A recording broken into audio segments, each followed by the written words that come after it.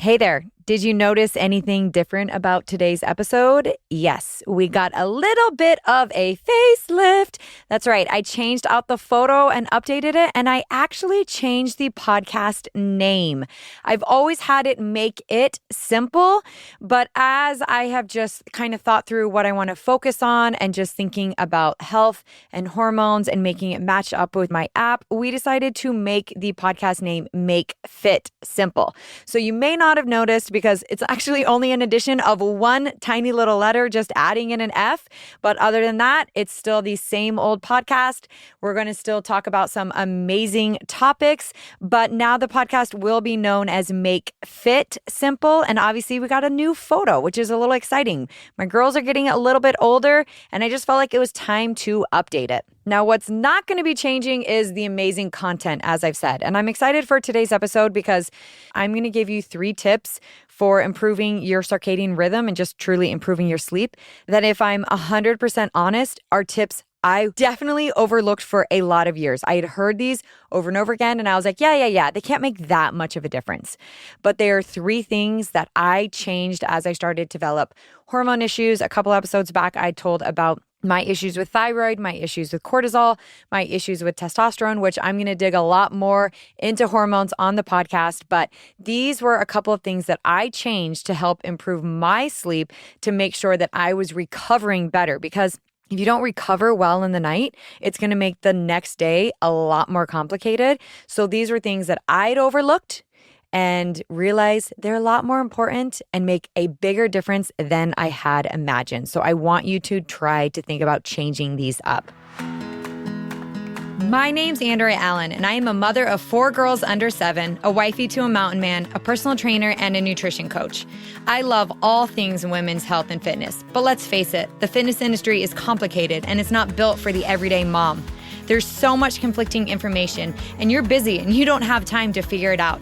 I hate feeling confused and overwhelmed, so I have made it my mission to simplify health and fitness while creating a welcoming, realistic, and empowering home for like-minded women. I'm happy you're here, and I hope you stay a while.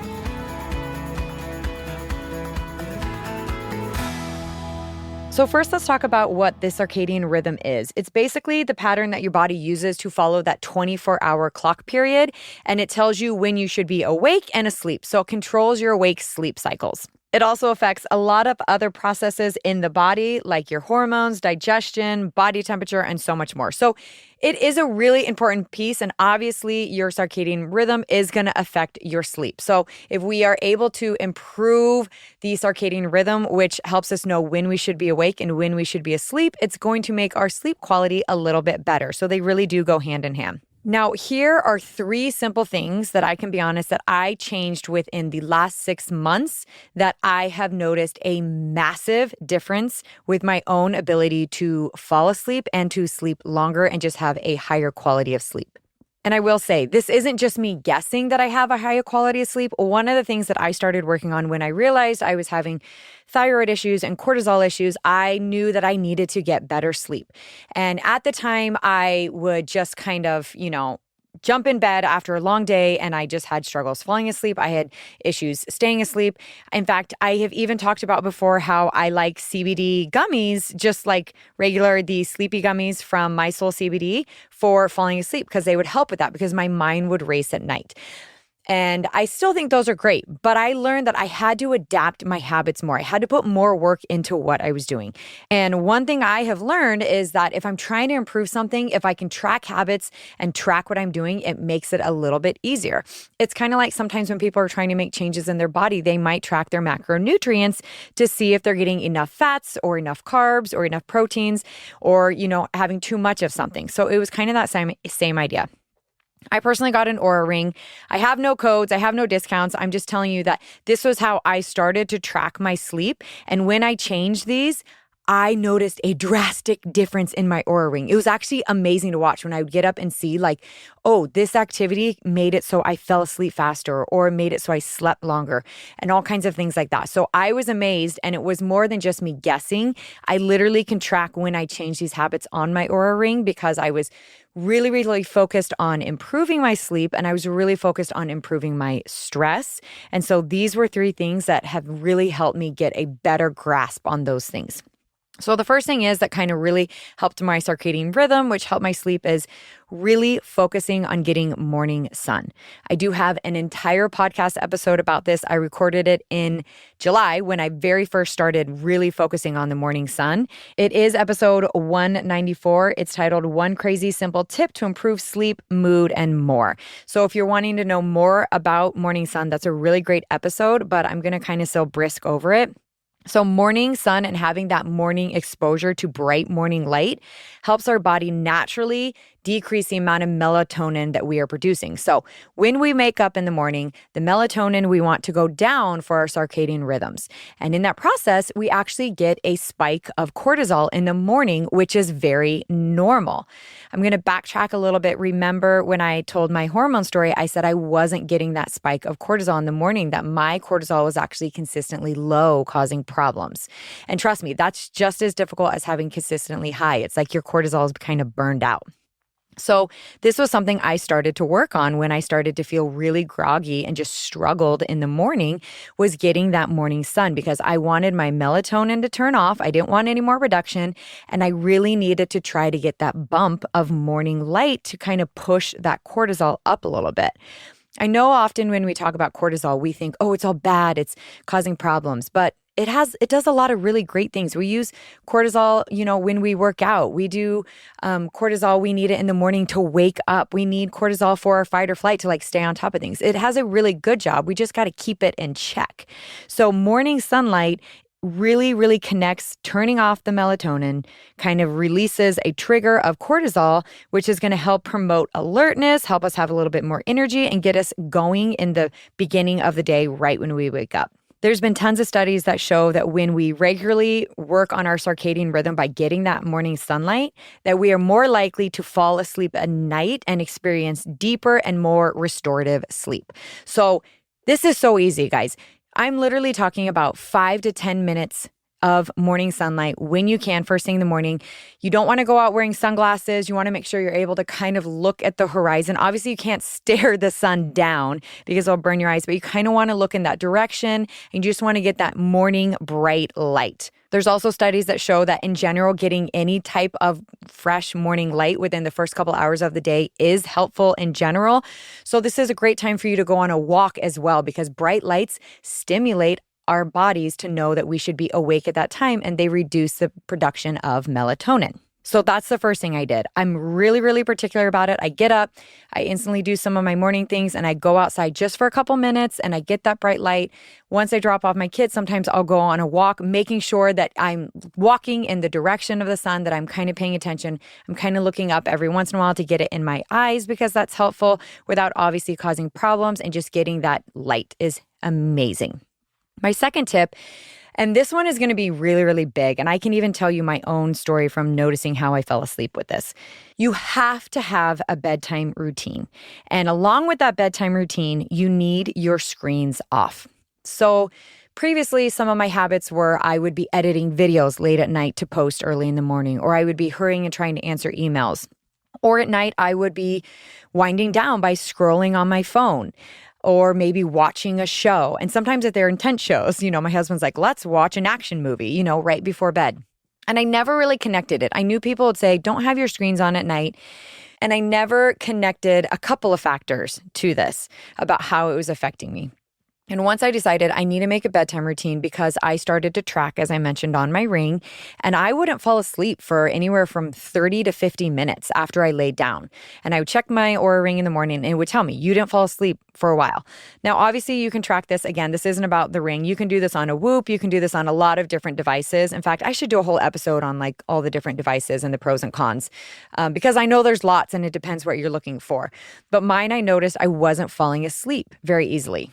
So when I shifted, I decided to turn off my phone 1 hour before I go to bed. Now, I'll be honest. Research and a lot of people recommend 90 minutes. For me, I just couldn't hit that window. And this is where I say you do your best and you go from there. 90 minutes was a little hard for me because I'm trying to go to bed so early. So getting it off 90 minutes was a little tricky depending on if we were watching a show as a family or different things going on or to start that routine. So I shot for 60 minutes. I plug in my phone, I put it away, and I just don't touch it for at least a full hour before I go to bed. Now, this is helpful for a couple reasons. One, remember we talked about light. Artificial light is going to kind of reduce our melatonin because remember we talked about light makes the melatonin go down. So if we're looking at a lot of bright lights at night, which our phones are so bright, then it's kind of signaling that it's not time for bed. Our bodies are built on that 24-hour clock.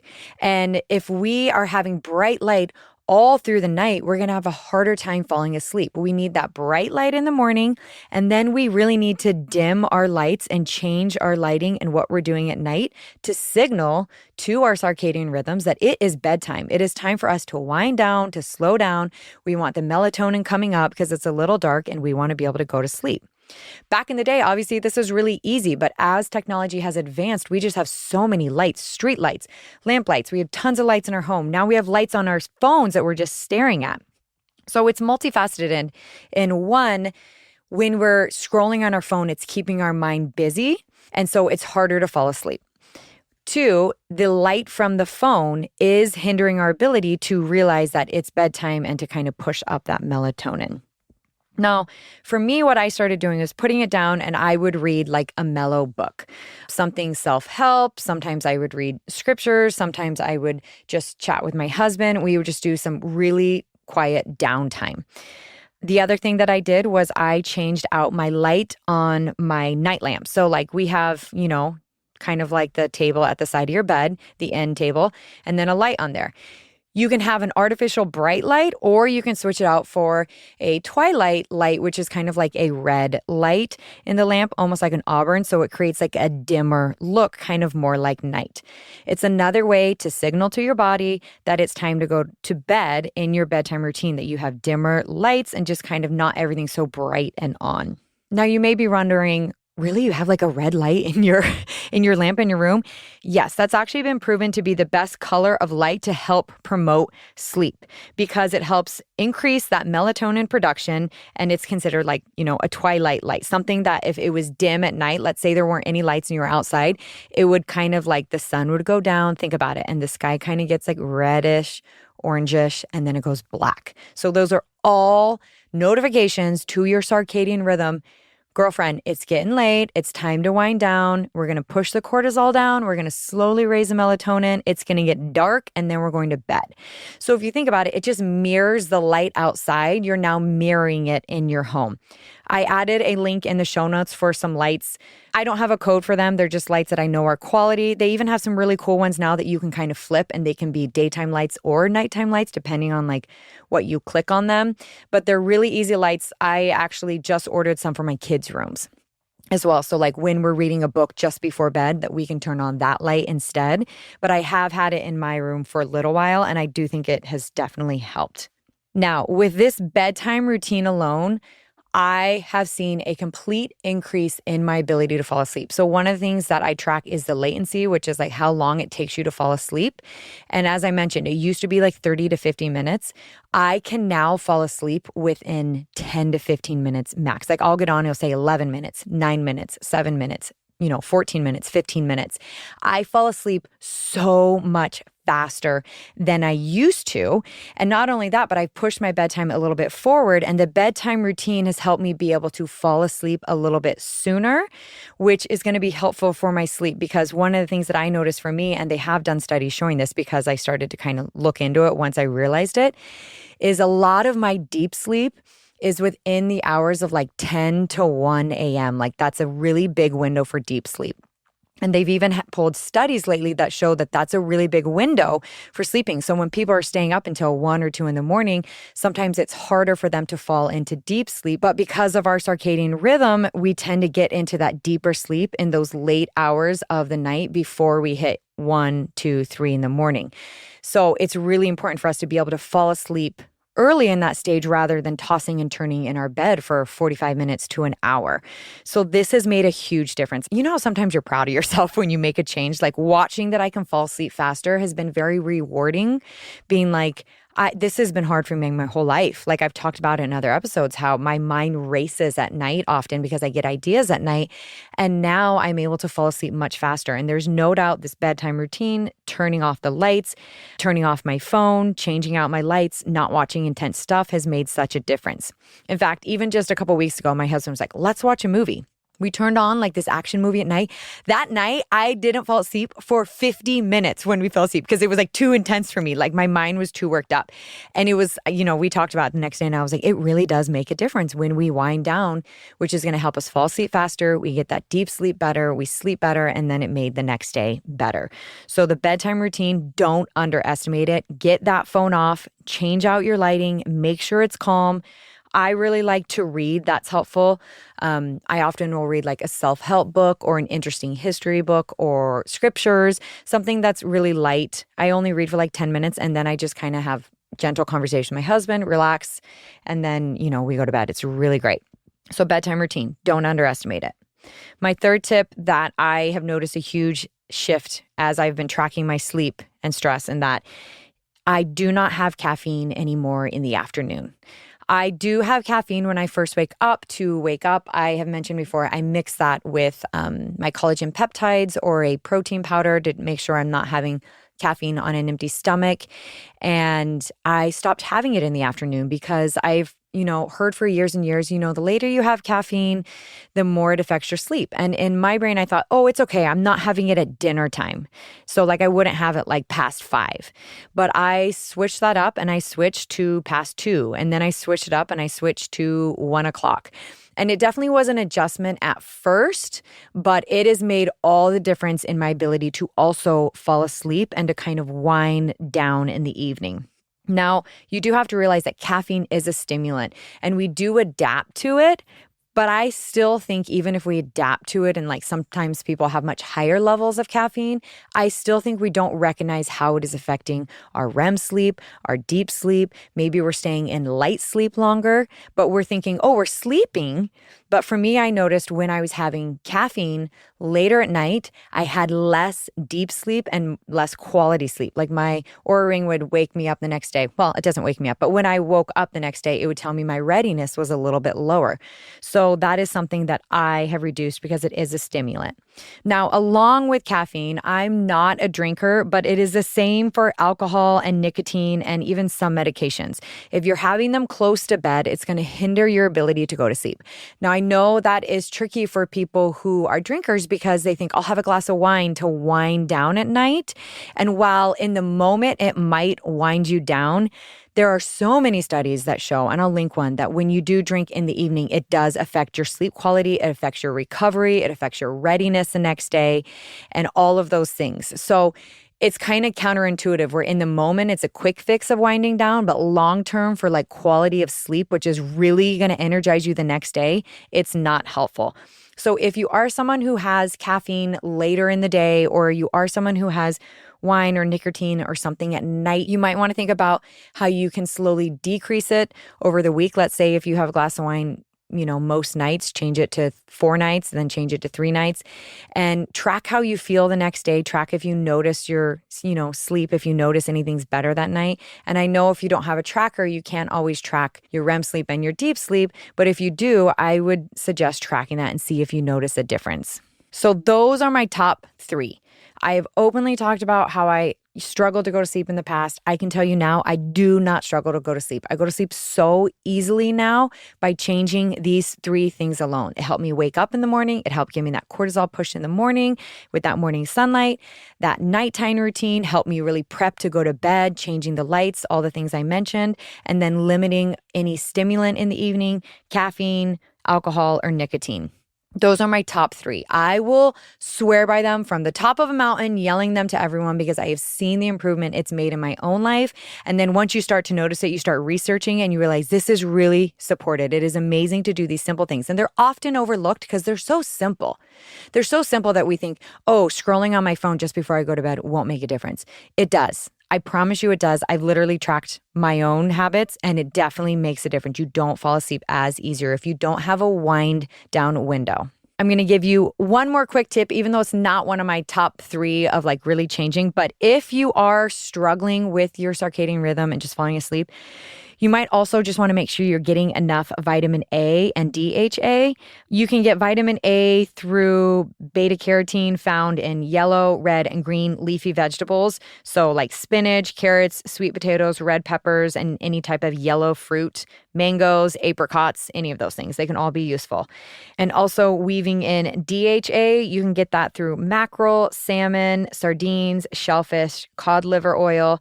All of those things actually help produce melatonin. They've done a couple studies. I will link one in the show notes that explains that both of those can help increase and support the melatonin levels to help you fall asleep at night. So the first 3 are easy habits. The last one's not really a tip, but just something to be aware of if you're struggling, because that can help your melatonin.